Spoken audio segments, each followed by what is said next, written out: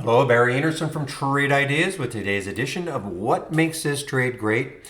So, not a lot of action that I saw this morning. There were some stocks that moved, don't get me wrong, but why I want to focus on this IMRA is because look how many races it won, okay?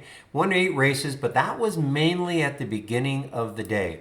And, right here, and listen, this is very, very choppy. They had some news, they had some kind of an asset sale, but what I said to people was this is how you use the races. When something starts slowing down a bit, just click on this is a top 10 list that is automatically generated for you. Click on a symbol and see what's happening. And so when we clicked on IMRA, this was about an hour and a half of really kind of doing nothing, just trying to chopping up and down.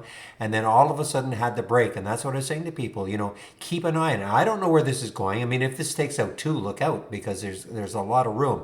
But that's how you use the races. When a top 10 list is created, click on a symbol when it hasn't been doing anything for a while and see what is happening. Put a price alert in and maybe take it if it makes your trading plan. Take it at that alert and see what happens. All right, everybody, want to get back into the room. So open the room tomorrow at 8 o'clock Eastern time. Have a great evening and we'll see you then. Bye.